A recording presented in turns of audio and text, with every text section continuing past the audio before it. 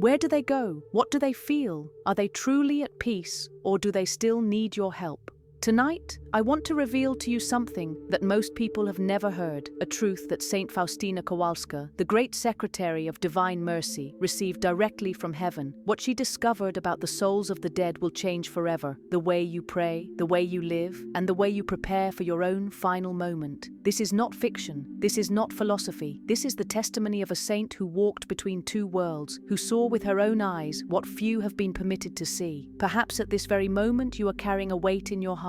Maybe you lost someone you loved deeply, and the absence burns like an open wound. Or perhaps you feel guilt because you did not say goodbye as you should have, because you did not pray enough, because you did not love enough while there was still time. Listen carefully, because what you are about to discover has the power to heal that pain and transform your sorrow into a bridge of light between earth and eternity. Saint Faustina is about to show you that death is not the end, it is a doorway, and that your prayers, your sacrifices, and your love can still reach those who have crossed to the other side. Subscribe to this channel now to not miss more teachings and revelations from Saint Faustina that can transform your spiritual life and bring peace to your heart. Imagine for a moment that you could see what Saint Faustina saw when her guardian angel led her through the mysterious veil that separates the living from the dead. She described it in her diary as entering a place filled with fog and fire, where countless souls suffered with an intensity that words cannot fully capture. But here is what moved her most deeply. These souls were praying with tremendous fervor, yet they could do nothing for themselves. Only we, the living, can help them. Can you feel the weight of that responsibility? Can you sense how much your departed loved ones may be calling out to you right now, waiting for your prayers, your masses, your acts of mercy on their behalf? The truth that Saint Faustina revealed is both beautiful and urgent.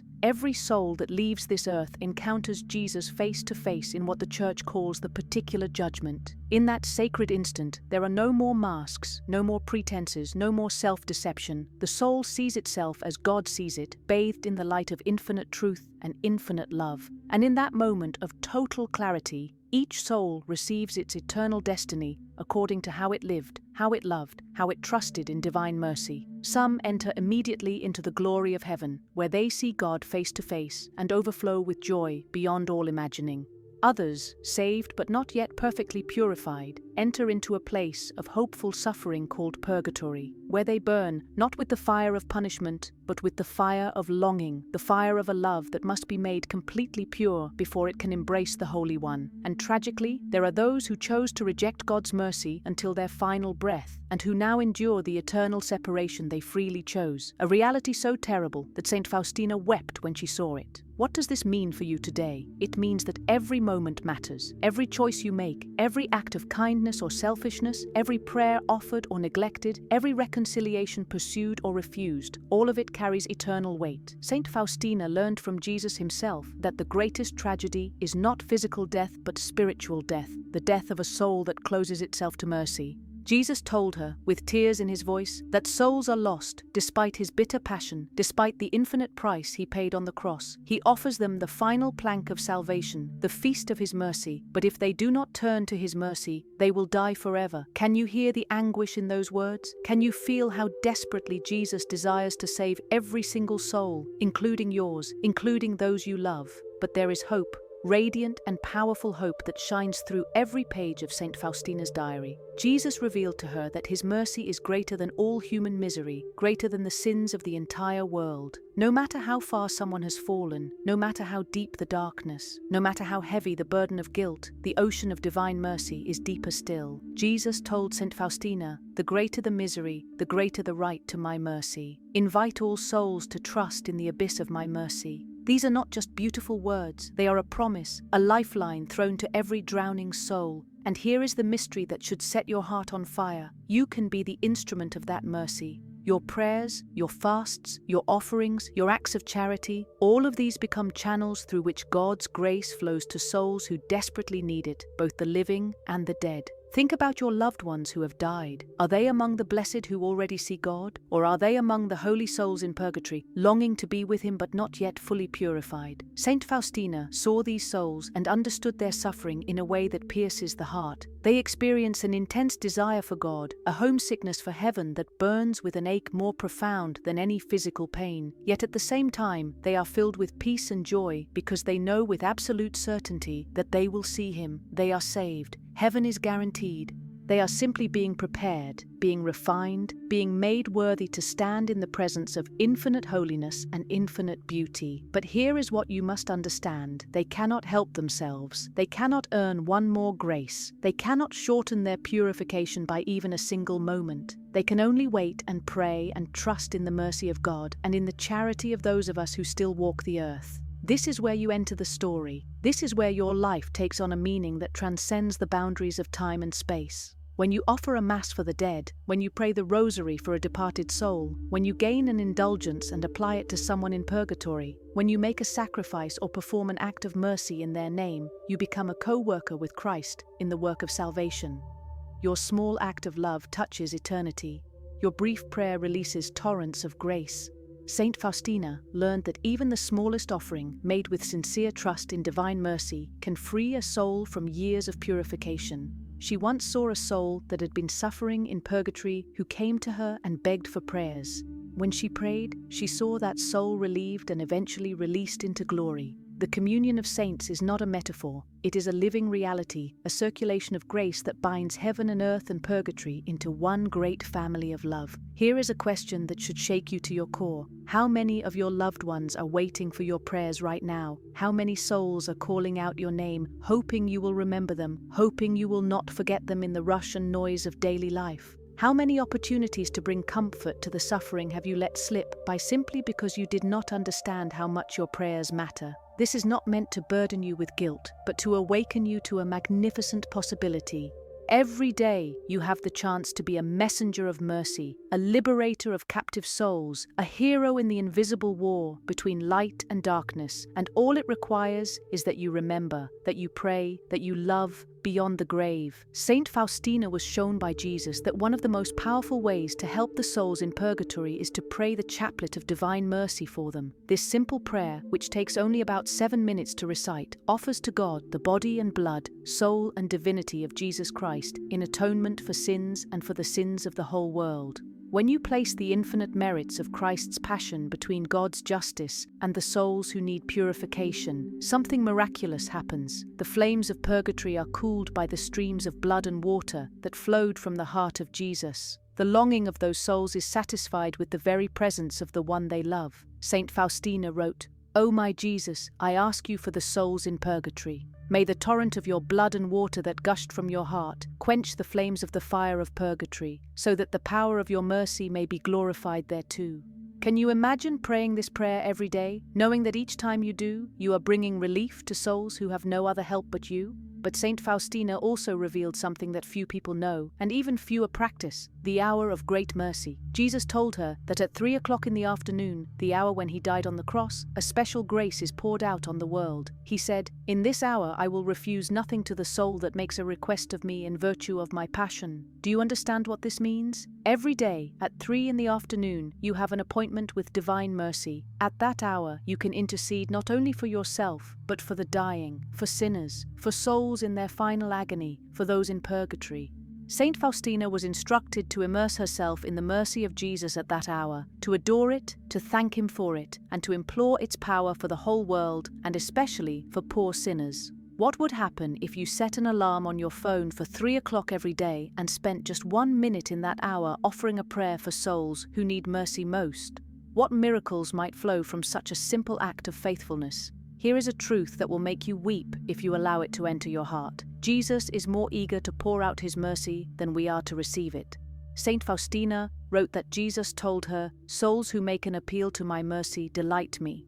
To such souls, I grant even more graces than they ask. I cannot punish even the greatest sinner if he appeals to my compassion." Think about that for a moment. The God of the universe, the King of kings, the judge of the living and the dead, is begging you to trust him, to bring him your sins, your failures, your shame, your deepest wounds, so that he can heal you and fill you with peace. And he is making the same offer to every soul, living or dead. The question is not whether his mercy is enough. The question is whether we will open our hearts to receive it, whether we will trust enough to let him in. Now, I want to invite you to make a decision. After everything you have heard, after all that St. Faustina has revealed about the reality of life after death and the power of divine mercy, what will you do? Will you continue living as if this world is all there is? As if your choices have no eternal consequences? As if your loved ones who have died no longer need you? Or will you wake up to the truth that your life is a bridge between time and eternity, that every prayer you offer has the power to change a soul's destiny, that the love you show now will echo in the halls of heaven forever? Let me be clear about what Saint Faustina discovered in her conversations with Jesus. The souls in heaven are not idle.